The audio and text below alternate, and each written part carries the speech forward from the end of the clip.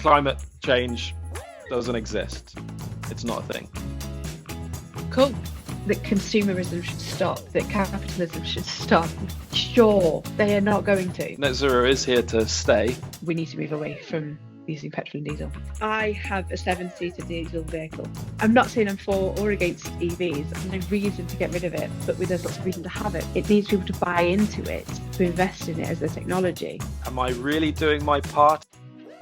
This afternoon, we are joined by Zoe Detko. So Zoe, you're described on LinkedIn as a low carbon specialist, speaker, founder at Ardia Eco Innovation. So tell me a little bit about you. So what does that cover? Yeah, I am a low carbon specialist. My role is I say my role, it's my job, my life, my company, my business, is to kind of help businesses reduce their emissions. So I go in, we look at what is business as usual, then we can kind of count their emissions through the different business practices that they do, and then we look at how we can reduce that. So we look at what's right for them.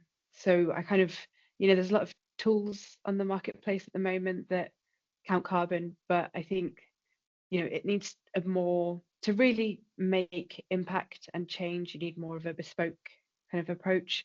So we're looking at different ways of reducing your emissions. We're looking at your business and what your business priorities are, for your business to function sustainably, and to kind of keep going but do better along the way. And that's where I do that. Speaking, I love to stand up in front of people and talk about what I'm passionate about. Yeah, well, as I you're love to doing be on a today, so thank panel. you. Yes, yeah. I love Hmm. to be on a panel, I love to be on a podcast, I love just any kind of conversation about it, because I think it can be quite a dry subject, and it gets, I would say, lumped in with compliance, however you take that. But Hmm. it Yeah. is actually, for the better of the world. We're trying to do good, we're trying to do things that are better. So I like to try and get in front of people so that they can just visibly see my passion and see why I care, Mm. and hopefully that then inspires them to do that too, to care. Mm. Yeah. No, excellent. Yeah, no, excellent. I mean, your passion does come through. I mean, you can hear it in the way you kind of talk about it. Have you always been so? I mean, did you come out of the womb sort of talking, net zero and carbon, and is this something that came to you because you're a PhD I graduate, I guess. am, So, yeah. tell me a little bit about that. What was your PhD Yes. in? So, well, I'll talk a bit about how I got there as well, because I think it's kind of, the story is a bit of a flow. So I kind of went, I did A-level geography, loved it. Mhm. And that's what I got my best grades in at A-level. So I was like, well, let's see what that does. And then looked at the program, and it had um, the most field trips out of any other degree Yeah, that's a program. good. So I was like, yes, please, I'll have that. Which, it kind of goes against the grain of trying to reduce emissions, flying to Belize to work in Mm. the jungle there. But I did go to Belize, and we're in the jungle, and something that happened, and it's quite a bit of a moment for me, was we were walking through the jungle, and there were these kind of palms, and people were illegally coming through to Belize and stealing these palms because they're very valuable in floristry. And so Okay. what we did was, whenever we walked past one, we just put a finger through it, because it didn't hurt the plant, it didn't hurt the ecosystem, but it made it completely Mhm. invaluable to people coming in and stealing it. And put And your because finger through in what the sense? palm, just the palm, so like it was not perfect Yeah. anymore. Oh, I see. Um, Okay. Yeah. The branch. Yeah. Okay. yeah. And so, because when they were coming in and stealing these things, they were doing a lot of other damage along the way to the ecosystem, and driving Mhm. over things, and so they were trying to discourage it happening. So it didn't damage the plant at all, but what it did do was make it invaluable. So Mhm. it kind of then highlighted for the first time, that the law and how, how the environment is treated as a commodity, how, that sort of stuff was kind of sparked to me then. So then I got home, had to do my dissertation, and chose to do that on neonicotinoids in bees, because that was very big at the Okay. time. So you're gonna have to tell us Oh, what okay. does that word mean? Um, so neonicotinoids are a type of fertilizer that Okay. is harmful to bees. So they were going through the process of being banned at the time. So I did my PhD thesis on, not my PhD thesis, my undergraduate thesis on that. Um, Mhm. and then that led me to a master's in conservation biology with zoo studies. Again, more field trips. Nice. And and ultimately, after finishing that, I got a real job out of academia, but decided Mhm. that actually I wanted to kind of go back and study a bit more. So hopped onto findaphd.com, and there was this PhD Is there that? that was just written. It's a real website, yep. Oh yeah, it's okay. Yeah. Sure. Yeah, yeah. All right. And and I hopped on there, and there was a PhD program looking into the like integrating how we integrate the environment into planning and policy decisions. And Mhm. just reading it through, it felt like it had been written for me. It was just Okay. incredible. So off I went to Cranfield to study that. That took 4 years in the end. And I spent a bit of time in Westminster in the process of doing that, at the Government Office for Science, which was really fun. Um, and yeah, so my PhD, what we did was we looked at the kind of scales at which we integrate the environment into planning and policy decisions, and what impact that has. And it was focused entirely on kind of ecosystem services, so the way that the land and the earth kind of functions in ways that it helps us survive on it. Just from pollination to carbon sequestration to flood management. The things that the planet just does that we need Mhm. it to continue doing. Um, Mhm. so yeah, so I did that, and then absolutely loved it. And carbon sequestration and carbon emissions kind of piqued my interest a lot then. And I managed to get a role when I moved up to Lancaster, which is where I live now, at Lancaster University, looking at helping businesses reduce their emissions through research and development programs. So I did that for 6 years, and that was EU funded. So that came to an end. And at that point, I decided to kind of spin off and make my own business out of counting emissions and helping businesses get to Mhm. reduce their emissions. And that's where Yeah. we are No. today. No. No. Excellent. I think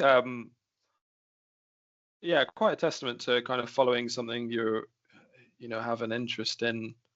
And I mean, even though you were saying, field trips and so forth, it's as good a reason as any Well, to I guess exactly, start yeah. a project of study. But you eventually find your niche, isn't it? And you find something you're passionate about. I think that's, yeah, I'm having a few discussions with sort of youngsters leaving school and going into A levels, and they've got no idea what they want to do. One said to me the other day, I want to work in an office, and it's like, yeah, but what does that actually mean? Because What you're does that talking just mean? And filing why? Why would papers. you want to do that? Yeah, yeah, that's not a job title or No. anything. But yeah, and then I felt kind of bad saying, like, what are you good at, and what do you have a passion for, and go and explore that, because sometimes maybe it can lead people down a path which, everybody wants to have a life where you can afford a few nice things and holidays and that kind of thing. So you've got to have Mhm. some goals. Work's not always fun, and so it's Yeah, finding that balance. yeah, But no, it seems like you've come out good in the end, so yeah. that's really good. No, yeah, yeah, yeah, Mm, absolutely. I absolutely love what I do, and I get to do it every day. And the yeah. worst thing about it is my boss, really, but that's me. So, Ah, Yeah, yeah, no, that's good. That's good. You sound like not too bad a boss to work for. So what's your typical week then? So I suppose you're in companies helping them with this carbon challenge. Uh, Mhm. do you have a typical week? Are there common themes that you go down with different companies? Yeah, I'd say there are definitely some common themes. So, um, I'm based in Lancashire, and we're very lucky that the local kind of councils have kind of clubbed together to support a chamber-led program for helping businesses calculate their emissions. And I do a bit of work for them. So I kind of get to go to some incredible manufacturing sites in Lancashire. Like the things that we make in Lancashire are just mind blowing that where they're sent to, and Mm, the things that we're leaders on in the world in these tiny little factories. It's just the things you see are amazing, and the people you meet as well. Like I absolutely love going to these sites, and people that have worked there for their whole career in these manufacturing sites, mm, and started on the shop floor and worked their way up. And it's just, yeah, I feel really lucky that I get to do that. But manufacturing is very often very carbon intensive. So they're a real challenge, and they're fun because the harder it is, the more fun it is. Surely, mm. I think everyone says that, don't they? And you I know, don't think so. and yes, I get to go in and yeah, just look at what they're doing and what they're, it leads back to that kind of bespoke thing. Is there isn't a kind of one size fits all. Oh, we'll go and have a look. Oh, you should do these 10 things that are the same 10 things that the manufacturing site down the road are doing, because it's not true and Mm, it's not applicable, because the way your business operates has stemmed from, it's either been market led, or it's been how you started, or and it's just so incredibly different from the site next door that we need that site visit for these ones to really understand where the emissions are, and how they function. So yeah, I mm, spend, I'd say, a couple of days a week in a manufacturing site somewhere in Lancashire, which I love. And then I mhm, do a lot of carbon reduction plans for for NHS supply chain companies. So that includes getting together a lot of their data, so their scope 1 emissions, scope 2 emissions, and then subset of 5 of their scope 3, just to get them compliance, to make sure that they can still tender on the NHS. I do a lot of that, and then I love, I said this at the beginning, I love to speak. I love to try and get on panels and in front of people, because mhm. it's what I love to do. Like I was saying the other day, I find networking quite tricky, face to Okay. face. Like I Okay. don't love it. I can't approach people. I'm not like, I seem like this super outgoing person, but Mm, one on one, no thank you. I really struggle with mm, that. But I can stand up and talk in front of a room of 500,000 people absolutely fine, like no problem. okay. And so I like to try and be on these panels and things in order to try and get my message across, and Yeah. how passionate I am about the subject, in the kind of hope that either people will come to me, or that they have something that's resonated with them, and then kind of we connect down the line and work together like that. So I think that's always the part of running a small business, is you've got to do that bit of marketing as well, Yeah. but It's a fine it's balance. got to be It's a done. difficult balance sometimes. Mm, Yeah, yeah. yeah. But net zero has kind of come into the forefront, particularly, I think, into people's minds, and into marketing and into that sort of stuff in the last maybe 6 to 7 years. Mhm. With the last two being a real push, I think, two to three maybe, being a real push on it as a term that people are using. So companies often engage with me at the point of needing to be compliant, Mhm. ultimately. I'd say that's where maybe 75% of my clients come in. Mhm. And I don't mind that. I think that's fine, because sometimes it's not on your radar. And as someone running a business myself, you do what you have to do to kind of get by, and then when there's a thing that comes up, then we start working on it, and that makes absolute sense to me. Because ultimately, your business needs to be sustainable in order to be sustainable. You need to be able to work for the Yeah. environment and got to do better things. You need to then, also be a successful business and be able to keep maintaining that.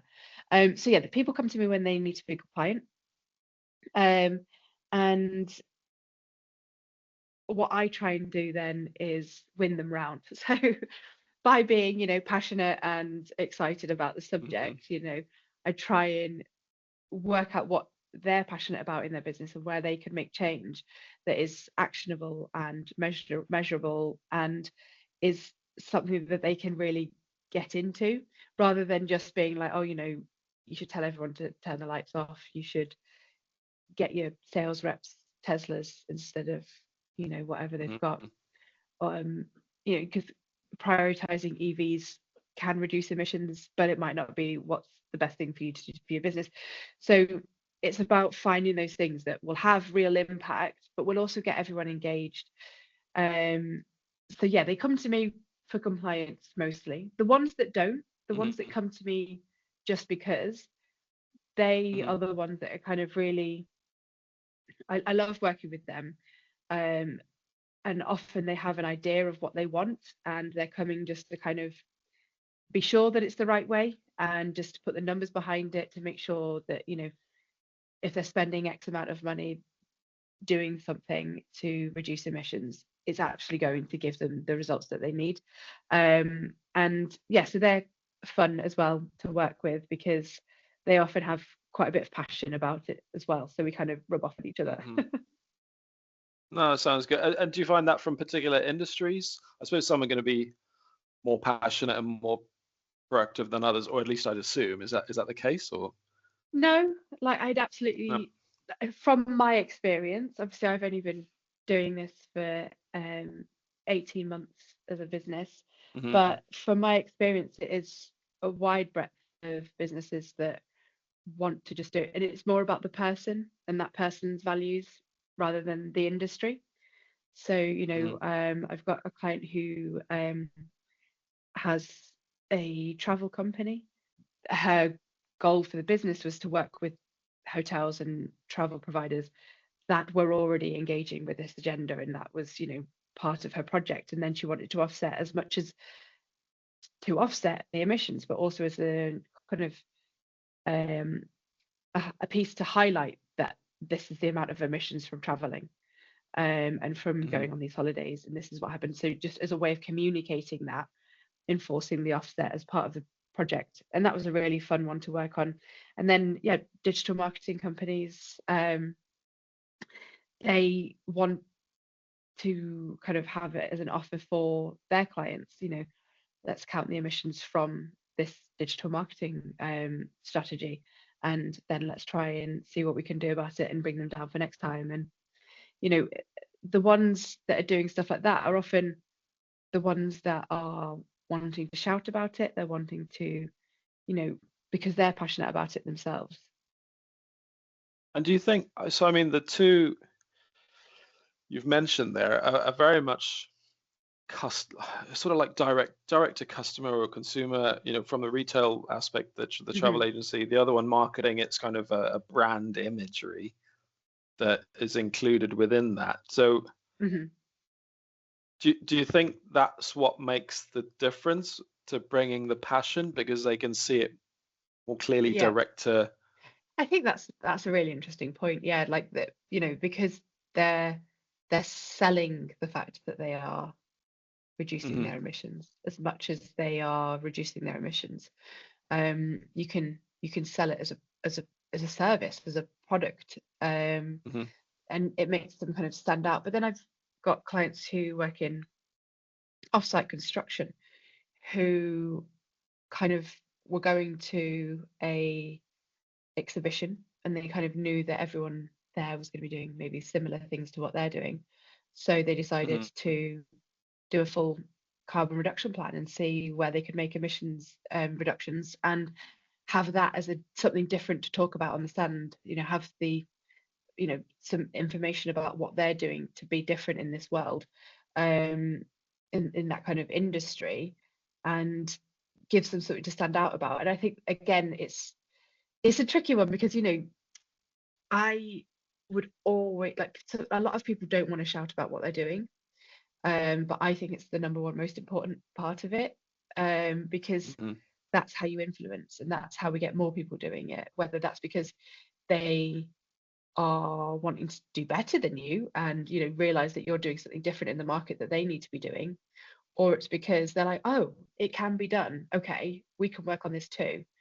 I think shouting about it is so important, so I wouldn't want to kind of not belittle that, but I wouldn't want to say that they are only doing it because of that. But if they are, then Hmm. that's still just as important as anything else. Yeah, I suppose that's what I was going to immediately ask then. Do you think it's a bit not cheap? People talk about this kind of like virtue signaling. I don't know if it Yeah, falls yeah, into that category, um, but yeah, I mean, would you feel some kind of way about that, or do you think it's good that they're actually doing something regardless of the yeah. reasons? I think I think the ethics around what I do are so polarized, Hmm. in that you have the people that are kind of hardcore, we should never offset, we should, all just be doing this, we should just, that consumerism should stop, that capitalism should stop, and like, sure, but also they are not going to. So why don't we just try and Yeah, be better? yeah. And I think, there's I think people ask me, are there certain clients that you wouldn't work with because of their intrinsic ethics? And Mm, I think I would have to cross that bridge when I came to it, if that was ever kind of put to me. But if I've already worked for a travel company that go all over the world, and I've already, I think that if people are trying to do better, then let them.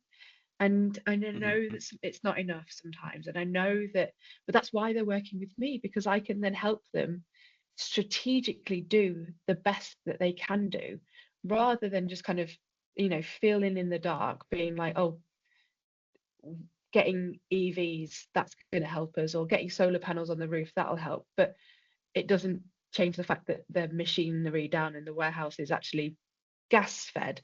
It doesn't, like, mhm, putting solar panels on the roof, if it's not electric, is not going to help for 6 computers in the office. That's probably not what's best placed in that situation. So mhm. I'd rather work with these people to help them make the right decisions strategically. Because I was talking to someone about this today, like about having a plan to net zero, but then having a strategic plan to net zero. Your plan to And net what's the zero is, difference? yeah, so the You're plan to going to net tell me zero yet? is yeah. The plan to net zero is, we're looking at, we need to reduce everything ultimately. We do, like, in everything we do. But the strategic plan is, right, what can we do today? What can we Mhm, do next week? What have we got coming up? What client has got the next biggest job? And what can we do with that? Where are we going for that conference? And what can we do about that? And it's looking at, it is your strategic business plan, but integrating the environment into that, rather than it being a kind of afterthought of, we need to reduce emissions. mm, What can we do? Right, let's just put solar panels on the roof. Actually, why don't we just only send one person to America for that conference, and instead of 12? That would be a lot yeah. of emissions saved. Um, and it's just looking at it in a more strategic way of, we all need to get there, and we know that there's a journey to get to net zero, but what we need to do is make sure that we're doing it in the right way, and we're making the right decisions at the right time for the business, in Mhm, order to then be able to grow sustainably. mm. No, that makes a lot of sense. Um, to be fair, and actually quite a good bit of advice there for companies to look at it at that strategic, because then it impacts everything else, isn't it? If that's part of your Exactly. long-term Yeah. strategy. And Yeah. what about So you mentioned earlier, doing what needs to be done to get by. Like it's essentially that's what a lot of people look at compliant when they Hmm. look at compliance. It's like, well, Yeah. what's the bare minimum that I can do to achieve this requirement? And then I've ticked the box, and we're all fine and dandy, and let's just carry on. As my old boss used to say, like everyone's riding the bike because they know they need to, but nobody really knows where they're going. So we're all just riding around in circles. Um, Yeah. so yeah, I mean, how do you? I suppose what you're saying is that that's where you help to bridge that gap between what we need to do, but what actually impacts Yeah. us as a And like, business, and where. Oh, sorry, yeah, Karen. no, I was just going to say that there are clients that come to me and want to be compliant, full stop. That's it. They just need to Hmm. get this piece of paperwork done. And that's fine. And maybe I'll get them next time. But you know,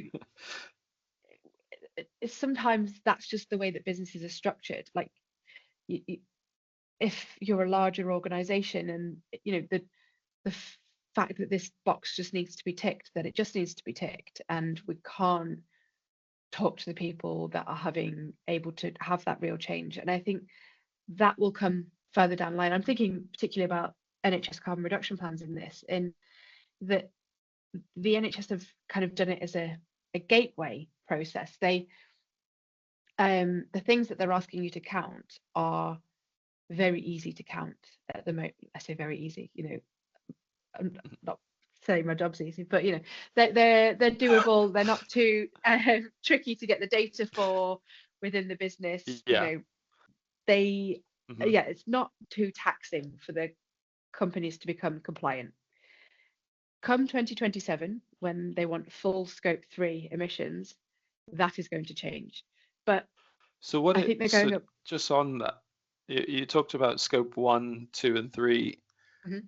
previously. What's the What are definition they? of those, or Yeah. what do they mean? So Yeah. so scope 1 is the fuels that your business burns itself. So putting fuel into cars, and that are owned by the company, um, turning the gas on, um, air conditioning, gases. Scope 2 is grid electricity. So that's turning a switch on. That's when you are using electricity from the grid. And then scope 3 is Okay. literally everything else. There are 15 Okay. categories of scope 3. I kind of always like to describe them as like your supply chain and stakeholders. So it's Okay. where you get money from, it's where you spend money. And there are 15 of them. The NHS want you to count your upstream transportation distribution, downstream transportation distribution, employee commuting, business travel, and waste generated in operations. So the ones where the data is quite easily available, it's stuff that you are already tracking in your business. Then Hmm. there's, a lot more. There's 10 more, and it's everything you buy, everything all your capital expenditure, um, investments, what you lease, what you are leased. Like, so if you lease something, the emissions from that. If someone leases something from you, the emissions from that. How Hmm. products are sold, what you sell, what the emissions are for your product being used, what after you've sold it. There's everything's in there. And Um, is that all like? So if you are selling a product, that's all the materials, where they come from, how they're sourced, the manufacturing yeah, aspect, your and whole then the whole aspect of your the business. whole Yeah, life cycle, through to sort of end of life disposal and so forth. end of life treatment of sold products. Yes. Oh, I see. Okay. So Yeah. yeah, so that sounds quite scary then. I mean, and you were saying that that's coming in as mandatory then with the NHS in 2027 to Yeah. have evidence of, and what's that of so carbon capture, so we're So you're or just the tracking, monitoring emissions, the data. monitoring the data for all of those, and Okay. it'll be compulsory from 2027. But the data collection for that will take a while. It's not an easy process. Hmm. And so I would always recommend probably starting thinking about it at the very beginning of 2026, if not Q3 25, Q4 25, because there's so much information in there that you need to gather. Um, that especially if you're a bigger organization, it might be that you've got to get to your head office in Seattle and get the data from there, and then a subsidiary that you actually get Hmm. things from in Peru or something like there's a huge amount of data that you'll need to gather and people that And will need is to this be being working done in together to any get it. other? Is this being done in any other? I mean, the NHS, yeah, quite a large commodity, you could call it, I guess, with impact on the major supply chain there. Any other large groups like that sort of enforcing a similar requirement? So the government have carbon reduction plans as well. So any procurement for the government, but that's currently sat at over 5 million. So I was having a little bit of a look on your website, and I think one of the phrases that don't don't look so worried. It wasn't that one of the phrases that stood out to me. It said it talked about getting from A to B, and it's not always a straight line. Mm. So yeah, I mean, how do you describe that journey? I think we talked before about kind of the first port of calls always counting. So you need to start counting. And like with this NHS scope 1 to 3, it sounds like it's all focused on counting. But then Hmm. where does net zero come in then? Yeah, it's interesting because for the carbon reduction plan, you have to kind of make a commitment to get to net zero by 2045. And so, but there's no tracking on whether you have to, like whether you've done it as yet. There's no kind of, Okay. you have to put in actions every time you put in your update your carbon reduction plan. You have to put in actions, but there's no proof that you've done it. And also they don't use it's probably a bit off piece, but what we call intensity metrics, which is to say, there's I've worked with clients who are making this is their first break into the UK into so they have to do a carbon reduction plan into the NHS. But if they get this tender, then their UK emissions next year, when they do another carbon reduction plan, are going Hmm. to go massive because they have to then hire field agents, they have to get Mm. a office space, they need to get warehouses, they need to, you know, so but if we do that on an intensity metrics, then you can say, well, per pound that they have made in the UK, per pound turnover, there's this amount of emissions, or per member of staff, there's this amount of emissions. But that's not counted in the NHS carbon reduction plans. And that's maybe just a bit of an aside about, how some people just see them as like a counting exercise, which they are. But Hmm. my kind of idea around that is if you have to do the counting exercise, we may as well do something about it while we're here. If we're doing it, let's make it a positive, and then we can shout about it, and then it's more marketing and it's more engagement, and we might talk to some new people. And if we're doing it, let's just make a thing of it instead of just crunching the numbers and moving on. Um, Hmm. but we're talking about the path to net zero there, and I think yeah, it isn't just A to B, because you know net zero is about reducing, reducing, reducing, and then we offset the last bit. But often in so many, 2050 doesn't feel that far away now, 2045. Um, but it is quite far away in terms of like technology. Even if we look at like 5 years Yeah. ago and things like AI, like it's Mm. the way that it's integrated into business now is just, we wouldn't have, some people would have foreseen it 5 years ago, but your average business person wouldn't have foreseen that. And I think, Hmm. things are going to change. So I think there's going to come a point where you're going to reduce, reduce, reduce, and then it's innovate. You need to think of something new. You need to work out, because we're not, the answers to you reducing your emissions probably don't exist yet for certain aspects of what you do in certain industries. And there are people constantly working on that. But there will come a point maybe in 5, 10 years where you will have to completely change the way you do one of your processes or one of your manufacturing processes. Something that you do will have to be innovated to enable you to keep reducing your emissions. and then we can offset that last bit at the end, because that's where the offsetting comes in, is the bit that you cannot get rid of, which is seen to be like no more than like 10% of the initial calculation. Um, Oh, I see. Okay. so Yeah, I was the just going to ask sort of journey, where that is. Is that an yeah, industry or an accepted norm then? it's 10%? an accepted norm. There's no real Mm-hmm. hard and fast rule on what it is, but and it's a tricky one, because terms like carbon neutral exist, where really carbon neutral, you could count all your emissions today, offset them, and then you're carbon neutral. So Mm-hmm. it really has no meaning. You've not tried there. And that's where I think the ethics kind of come into it, in that, letting people around offsetting, people see it as a cheat code almost. But I have clients that are reducing their emissions, but still offsetting every single bit of them every single year, just because that they want to invest in those projects, um Mm-hmm.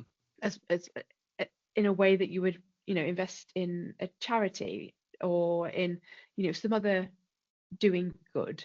That's what they do. And so I think that you know carbon offsetting isn't perfect, but it's a tool, and it's something then that people could shout about again. And look, we're reducing our emissions, we've also offset, but we're reducing. And I don't think I would never kind of work with clients that were refusing to reduce. They just wanted to offset, because that's not Okay. what we're doing here. Yeah, because I guess that you see that, don't you? I mean, I think I talked before. You'll see these things where we plant a tree every time you purchase Yeah, a product from us, and there's a feel good factor in there. But yeah, question is, well, are they really planting a tree? I yeah. don't think anybody's really measuring that or chasing that up. Um, and is that good enough? By the sounds of it, no. We need to be And like, doing I would never more. say no to planting a tree. I love a tree, Mm, but where are they planting it? How is it being, managed? In what kind of forestry environment? And who is maintaining it going forward? These are the questions I'd want to know. If the if you if you knew that you're buying two products, and one was coming, they were both coming from the same place, and they were the same price, and then yeah, go for the tree planting one. But I would, if mhm. if your decision is being swayed on the tree planting, I would dig a bit further into that process and make sure it's from a reputable source that is, part of a larger network that is reducing emissions through offsetting. Okay. No, that makes sense. So have you got any examples then of sort of a very basic example of where a company might start, where they've counted their emissions, and then some obvious actions to take, and Yeah, what then could be offset after that? As a sort of top level yeah, example. yeah. I would look at the numbers and see where the highest ones are. That's always good if you've counted. But I would always say start with counting, because Hmm. then you've got a goal and a target, and we all work better if we're trying to achieve a particular number. Um, I would look at where the biggest figures are, but also it might be that the biggest figures are things that are completely out of your control, because they're from that you're a subsidiary of a larger organization, and there's no way to change that, or because you are in a service um, office, and as such you don't have much influence. So look where the biggest emissions are, and see what you could do there. After that, I would look at your influence. Say I'm a manufacturing business, so I've got a number of machines, and I've got loads of staff driving in from all over. Some people drive like half an hour, 45 minutes into work every day. So if I wanted to start counting, obviously my biggest contributor there is going to be the energy usage from those machines, but Mhm. they're absolutely critical to my Yeah, production. I mean, what do I do? yeah, no, and I think that that's what's so important about working with a real person, because Mm, I will be able to tell that from conversations with you, and understand that, and know that your business priority doesn't come into consideration of these machines, because without these machines, we don't have a business. So what else Mm. can we do? And I think at that point is, if they're if they are, you know, electrical machines that are running off huge amounts of energy, then at that point we could look at renewables, because that would probably save you money as much as it would, save emissions. But if that's not, if you don't have the kind of cash to do that, as upfront capital sort of cost, we just have to look elsewhere, and we have to make sure that we can do the best that we can do. And it's, Mm-hmm. yeah, looking at, it's a tricky one, because also in that situation I would really want to help them reduce their bills as well, because that is going to Mm-hmm. be a huge player for them. But if we're looking purely at emissions, then I would look at the kind of the business travel, where are people going, what are they doing, and then I would also look at the upstream transportation distribution, where are we buying things from and how are they getting to us. Is there somewhere more local that we could be doing that through? And when we're shipping them out, is there another way that we can optimize those routes in order to be able to get the things to customers and clients in the best way possible? I think setting policies in place is really helpful, because it then triggers staff to remember these things that we need to do. So I went to speak to a client recently, and he was saying that they had spent £250,000 on air freighting stuff to America, and Okay. that wasn't good. They didn't want to be keeping doing that, so what they did is they integrated Mm-hmm. a policy by which any air freight had to be signed off at a director level, and then the next year it was £100,000 that they'd spent on air freight. And air Okay. freight versus shipping, is, I think it's like 30 times less emissions to ship something than it is to air freight it. So that was a business decision for money, but ultimately it saved an awful lot of emissions as well. And it's those kind of trigger points where it's helpful to have an education piece with your staff on, teaching them that things aren't just expensive, they are emissions heavy, and helping them see where those emissions come from in the business. Um, Mm-hmm. but it is really tricky, and it comes down to literally having to look at that data and really analyze it. And I think that's where expertise comes into play, and understanding how to map together not just the emissions, but the way that the business runs, the ecosystem that the business fits in, and their supply chain, as well.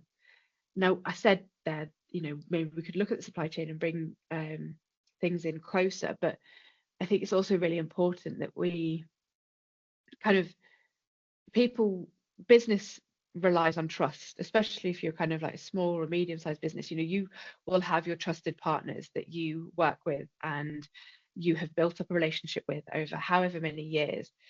It's better for you, for your business, to maintain those relationships than it is to kind of say, see you later, I need to get it from somewhere else because you have diesel trucks and they have EVs.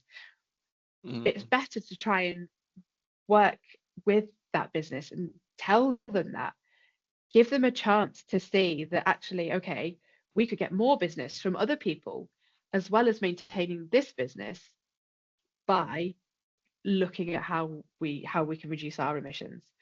So if you Mm-hmm. have a supply chain that you trust, and because trust is the most difficult thing to get in business. So if you have that, then it's better to try and bring them on the journey with you, so reducing their emissions reduces your emissions, than it is to kind of just be like, right, sorry, can't work with you anymore, we need to work with these guys over here. I think it's so nuanced, and it's so based on where Yeah. your emissions lie. Is there, and I know we kind of talked about this briefly before, but is there people talk about like false economies where we're Mhm. doing all this, but actually it's not really having the impact we think. So say like that scenario. I mean, you could, well, in my limited knowledge, what you could say is, well, okay, you've got 20 machines. Maybe you can reduce that down to 10 by modifying the machines or something like that, which then reduces obviously the energy usage by, you could say, 50%. And then other things you might want to do is say in the, we're not going to go out and visit clients, so you got 0% there, whereas maybe they used to do that 3 days a week or something. And then they go on to say, okay, what we're going to do is start delivering using EV vehicles, as you've kind of alluded to. And there's a lot of talk about the false economy of purchasing an EV, electric vehicle, in that, but the amount of carbon in actually manufacturing that is not being understood. Mhm. And that it would just be better to use a diesel vehicle until it died, that the actual net Yeah, result yeah, would yeah. be less. Do you agree with that? Do you feel differently? Does that make you angry No, inside I think secretly?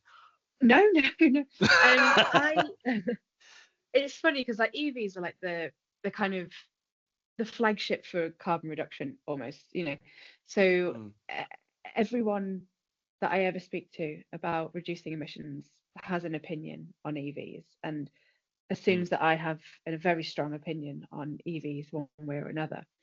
I think that ultimately, um, I've literally spoken to people that are like, well, I spoke to a fire officer and he said that it's the worst fires they've ever had have become from EVs and yeah. you can't put them out. And, so, that's horrendous. And, from a sustainability perspective, the things in the batteries, where are they from? How are they being mined? You know, Mm, is that, is it are children involved in the making of the batteries? These things are all mm, considerations. Um, I think that my expertise are in reducing business emissions. And there are situations where it would be better to have an EV. But I think as well, you've got to consider the business decision on that of, it's a balance between the business decision and the environmental decision and making sure that the business can still survive. Because, buying a new EV, but then not having to buy diesel could be an incredibly good business decision. Um, and it would also reduce emissions. But what have you done with your old diesel car? And there is mm, no real metric by which we can measure that. There's no numbers for that. And I don't like that. So I like numbers, I like mm, data, I like figures. And it's a really tricky one. And like I have a 7-seater diesel vehicle. Like I do. mm, And I've said this before, I think, to you. And I that's the best decision for me at the moment because I mm, can't, a 7-seater EV is not in my um world at the moment, maybe one day. But for me, I love my car and I've had it for a long time and mm. it's a very old car. Well, it's not very old, but for like people's standards today, Yeah, yeah. it's quite an old car. It's like a good solid nearly 11-year-old car. Yeah. So, but it's a good car and it works and we don't have any problems with it. There's no reason to get rid of it, but there's lots of reason to have it. We've got to get the dog and the kids to the Lake District with the paddle boards in it. And, we've that's the life that we live. But we don't, the business isn't quite at the space for me to have a Mm, 7-seater EV. They're very expensive things. And so it's I'm not saying I'm for or against EVs. I do think that there is a society of just getting rid of things to get the new thing, which I don't really like. I like secondhand old things, and just getting the most out of something. Um, mm, but we need people to take up EVs in order to be able to get them to a point where we can reduce emissions in making them, because it's only through them being popularized and having more people use them that will happen. And that's the only way that we're going to get the networks of charging that we need in order to kind of be able to do this. The only way we're going to be able to keep doing the research to increase range on batteries. It needs people to buy into it, to invest in it as a technology, to do that. but, So ultimately, I think I've mm, been quite political with my answer there and have said neither one nor the other, because it's just based on the situation, I think. But yeah, I do, That's a and I think I said this to you very before. wise Yeah, response. I do also want a Renault Zoe. So if they're Oh listening, yes, yeah, just yeah, very on yeah, brand. yeah. Do you think it's realistic? Because I mean, obviously their target's 2030, or is it 2035 now for no new Yeah. petrol cars? And so, I mean, are they just setting goals which are unachievable? Because again, in the global sort of mindset, that puts the country, and not to yeah, politics, not trying to get into that, No, but just yeah, to, is it, I do really you think like we're it. setting ourselves unachievable targets, and is there a danger No, that companies then might follow suit? no. I think that people, I think there's going to be twofold from this. And I think one, it will increase and make better the infrastructure for non-petrol diesel vehicles, which, we need to move away from using petrol and diesel. But I also love the fact that there will be people that will refuse to do that, and they will be forced to drive cars that get to over 1 year old. And, I just love that because there are so many people that will change their car, their petrol diesel car, every year. And granted, that Mm, car stays in circulation, but we are scrapping cars. They've become that kind of, in the same way that like it's almost cheaper now to buy a new washing machine than it is to fix your washing machine because of yeah, how yeah. things are built. And I think what it's going to cause is people to have to really look after their vehicles and really take care and, repair things if they want to stay in that petrol diesel world. Mm, Because you're going to have to. If we've got 2035 is the newest one you're going to get, you'll get it in 2035. And if you want one of those forever, well, then you're going to have to look after you it, and you're going gotta. to have to, yeah. And I think Mm, it kind of feeds it in two ways. Like it will get more petrol and diesel off the road, but at the same time, it will make mm, people look after their cars and not just trade it in, trade it in, trade it in, causing mm, more cars needing to be built, and and people just scrapping things and then sitting in heaps for no reason. mm. Yeah, no, fair enough. One question that's just popped into my head. So, from like a company's perspective, we talked earlier about the reasoning behind some of these things, Mhm. as long as we're doing the right thing. So, just how do I phrase this in the right way? But the government obviously had this initiative where buy an EV, there's no tax, and yet then there's tax to start coming in. So obviously that now starts putting people off because they feel like they've been lied to, or led into this kind of false reasoning Yeah. behind EVs, or these taxes. I mean, is there a danger that companies, that again could negatively impact people's view if we're talking at a company level?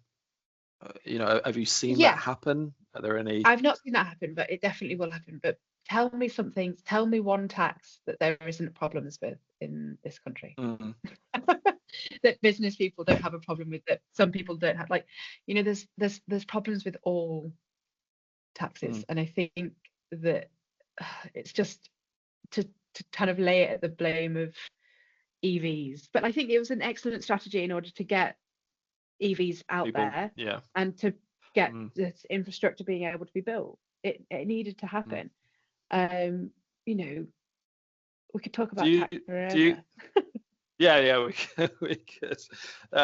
Do you think it's do you think we're in this situation? So I was sat on a plane the other day, and I was kind of like looking at they Were do the you? safety briefing. Sorry. There's no other way to get to a company within 2 hours in Ireland. But so yeah, so I was sat there Let's with break this down. So why do this. we need to get there within 2 hours? It was to carry out an on-site assessment. Okay. Yeah, okay, better planning. Yes, it could have been done Yeah. Strategy. with a Maybe if long. we put it at that level, we could have worked for things around it. Anyway, True. But you've then got my see, it number if you need some fundamentally help. comes down. Yeah, I'll give you a shout. Because see, then it boils down to cost, doesn't it? Then Yeah. so if Yeah, yeah. It's time or it's it's money time or it's and money, yeah. isn't it? Really. So I suppose that's always going to be at the backbone behind what's preventing people or what's going to force people to do things. But I was looking at the back to my point. I was looking at the so at the stewards, they do the safety briefing, and Yeah, everyone just, or like 95% of people just carry on, oblivious. It's like, oh, I've heard this before, I know what to do. And really, it's only then when the plane's in a tricky situation that you start thinking, oh crap, I I should should have have been listened. listening. Yeah. How do I put the life jacket on it? Are we in danger of that with net zero? I mean, is there, you hear all these climate change discussions. Is there a sort of point that we're getting close to where it's going to be non-returnable, or what do companies, do you think, have to see before they change what they're doing? Yeah, it comes down to, compliance and laws and policies. And, I think you hope that there will be a future in which people will want to do it because they know that that's the best way to do business. Ultimately, we Mhm, need to be resilient as businesses. And as the bigger companies are getting more stringent kind of rules, then they're having to pass that down their supply chain. So in order to be resilient in that supply chain, you need to make differences, need to make changes too, so that you can maintain your business. And then there's also, resilience around, the planet itself. You know, things are going to change. The way migration happens is going to change. The way that food security happens is going to change. These are all true things that are going to happen. There are, lots of metrics that state that the planet is in a bad way. There's something called the planetary boundaries, which some, mhm, you know, earth scientists and physical scientists have all kind of looked into and seen what the planet can take. And there are 9 planetary boundaries, and that's the kind of limit that the planet can take in each of those sections. And it's about, biodiversity, is about the um, water and pollutants. And we've gone over 6 of the 9 boundaries already. mhm, So, ultimately, we do need to do something about this. And the only way that is going to happen is by force. mhm, We live in a society that wants to keep growing, and we want to get bigger, but we need to get bigger better. We need to, grow sustainably, that brings everyone along the journey with us, rather than just lots of money in certain people's pockets. So mhm. yeah, it's a tricky one. Yeah, no, I mean that sounds quite serious, I guess. So yeah, it is important Yeah, topic and that we're. it is. Yeah, I think I kind of I love it. I love talking about it, but then you really do have to think about it. And we're doing this for a reason. It's not just because that we want to put more Mhm, legislation on things. We don't want to put more tax on things. And ultimately it needs to be done. And whether it's being done in the right way for now, or if it's being done enough, I don't think it is. But there's not much we can do about that beyond, you know, just doing it. Why not? Why not try and get the world a better place? yeah, true. So how do we do that? So I mean, obviously, I think companies always come back down to individuals, and surely it's got Yeah. to impact more than just what we do at work. It's our Yeah. day-to-day And lives. I that's mean, even yeah, I mean, I found myself going into companies, and and they'll be like, oh, should I print that off for you? And I'll be like, no, no, no, let's save the planet and all that kind of stuff. But I find it's just more, it's something I now say. Am I really doing my part? I suppose is another question. So how do we get yeah. people doing And it's more? just, Because I we think, can all turn off our lights and so yeah, forth. yeah, yeah. I think it's just education. I think it's just, just something we need to kind of, and I think you've got young children too. You probably hear it from them, like they're learning it at No, no, school that we zero. need to be doing things. No kid. Um, I have much better at decision making than letting that happen. oh, do you not have kids? I thought you did. I thought we'd spoken about that. No, no. Oh, Um, okay, no. no? Well, I've got primary school age children, and they come home Yep. and tell me about what they're learning at school, and to turn the lights off, and to pick up rubbish, and to look after the planet. And I'm like, I know, Mm, all right, I'm a mm. doctor in this.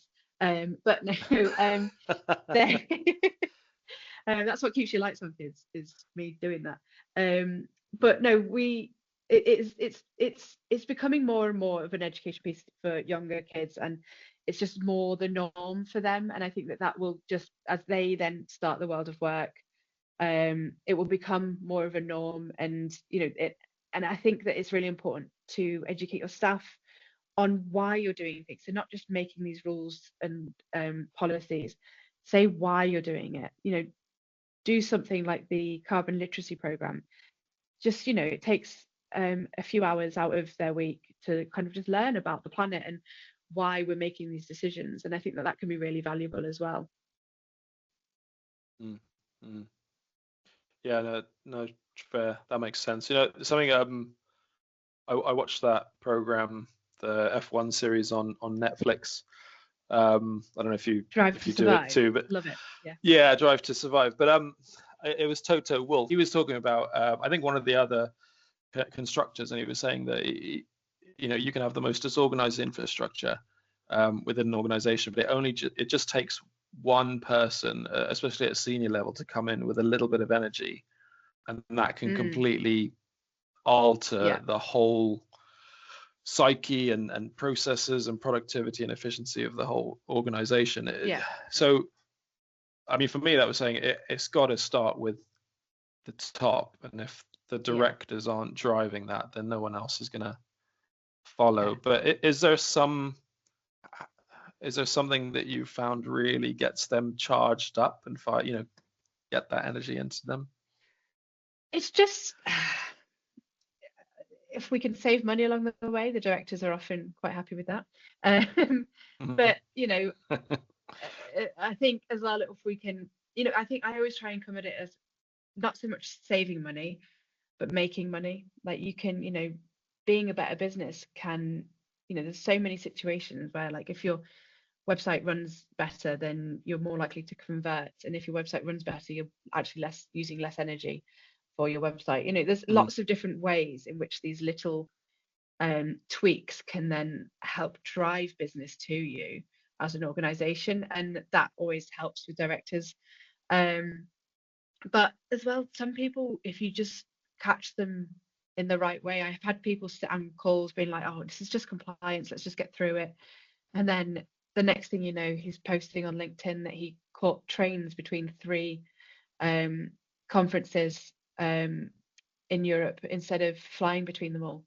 And I'm like, oh, Okay. okay. Yeah. Oh, Okay. so we Mm. okay. So we did do something there. And it's just trying to spark that. Just try and spark that in people. Find the thing that connects them to it. And I think that what's helpful with that is to, like, find something they're passionate about and challenge them to do it better. A lot of people Mhm. are passionate about their business. They're like, oh, we can't. Well, surely you can. Like, if you're so good at your business, surely you can do it better and do it better for the planet. Just challenge people.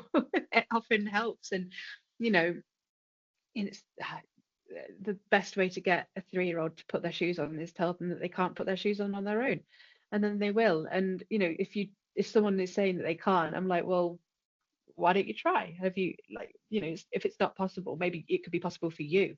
Maybe your industry hasn't found a way yet, but maybe your industry well enough to do it. um it's a tricky one to spark passion in people, but I found that I can. And I think it's about making it relevant to their industry, to their ideas, to what they're passionate about. Is That's the best way to kind of get people on board. Couple of final questions then. Climate change doesn't exist. It's not a thing. Cool. What would you say to that? I'd say find me some referenced journal articles to prove it, Mhm. please. Thank you, because I'll have many more that are the opposite way. Some peer-reviewed science. Find me some peer-reviewed science that says that. Okay. And sure. And I'll find you 10 more that say the opposite.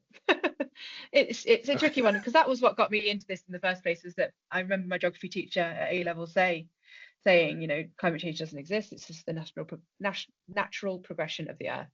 And I was like, Mm, I don't know. I don't know. So that kind mm, of got me into research, because I knew he was wrong, but I needed to know he was wrong through research. And so, yeah, no, we're past that now. Come on, we're past that. yeah. No, good, good. So I'll send them your way anyway. Yeah, well, yeah. The so, yeah, yeah. So the EV discussion we've talked about as well. Any closing advice then, I suppose, that you would give? Because we talked about a few things. That it probably all starts with saving costs. People are in business to make a profit. So even if the reasons aren't with the purest of intentions, I suppose we're saying it's better to do something than Mhm. nothing. But what about Yeah. people who say, well, what's the value in it then? Where's the value in that? Yeah. The value is in, if you reduce your emissions, then you can potentially find new markets. You can streamline your processes, do things quicker, better, faster, and you can get onto new supply chains, apply for new tenders. There's lots of different metrics out there. You can get investment from certain companies. There's a lot more out there that is available to people that are taking part in this than is available to those that aren't. And it makes you stand out. It makes you look like a leader in your field. It looks like you're doing better, and being perceived to do better will make you better. And so um, I think there's so many reasons why you should be doing it. Um, but you will also save money. So Mhm. why not? Yeah, no, true. No, thank you. So I suppose to summarize is that net zero is here to stay. Yeah. And there's no going back. The only going back is if we actually do the right things, put the right things in place now, that we might get to a state of going back to the world being a more sustainable, and Yeah, I think and whatever we put and in place will be there forever. Um, but I think it will just get more and more kind of stringent as we go through. But if the planet starts getting better, then we'll have the metrics to prove that it's working, and as such, life will be better. Mhm. No, thank you. Thanks. So I guess if anybody wants to reach out to you, what's the best way Yeah, to do that? And I think LinkedIn works really well for me. So if you're on LinkedIn, I am mhm, Dr. Zoe Detko. So that's Dr. Zoe Detko. But also, and that will have links to my website. I also have a little Instagram handle, Dr. Zoe Counts okay. Carbon. And yeah, my Nice. website is, thank you. My website, I'm sure you'll link somewhere, but is ardiaecoinnovation.co.uk. And yeah, I'd love to kind of talk more with people about it. I'm incredibly passionate about the whole subject. So there's also resources on my website to count your own emissions, because I am so incredibly passionate that we should be taking this in-house, and I like to help people do that. So there's lots of hints and tips on how to reduce your emissions on there too. Lovely. Yeah, no, awesome. We'll make sure that that all gets added. Do you have anything to showcase in terms of any talks coming up in the near future? Um, Uh, I don't actually. I'm on a few podcasts coming up. So mhm. yeah, no, but talks wise, I have nothing in the pipeline. I was at a really cool one last week where I was on a panel with Drax and Equinor, which was quite cool. If you follow me on LinkedIn, then anything that I am doing will go on there. Okay. No, excellent. Yeah, well, thanks for your time. As always, Brilliant. Zoe, Okay. it's yeah, always a pleasure. Really appreciate I feel your like kind we're of one open of and my candid closest friends comments. now. It does feel like it. I've spent more time talking to you over the last week than I have any of my closest friends. So Right. Well, thank you. Yeah, appreciate that. And yeah, it's definitely got me a bit more excited. I think ever since our initial chat as well, I have been like looking at so much more, and even like I talked about Toto Wolff in F1. I mean, that's quite not sad. I suppose it's a good thing that I've been seeing kind of where different things can apply to our mindset on yeah, net zero and yeah, how companies address this. So yeah, yeah, if you've helped me in that way, then I'm sure you'll help a lot more as well. So keep up the good work, keep up perfect. all you're doing, and Thank you. we Yeah, will catch absolutely. up soon. Yeah, absolutely. Lovely chatting. Bye bye. Yeah. No, thank you. Yeah, have a really nice weekend as well, and I'll get this sorted, and then we'll be in touch. Yeah, Perfect. Brilliant. Thanks very yeah. much. Bye bye. Thanks again.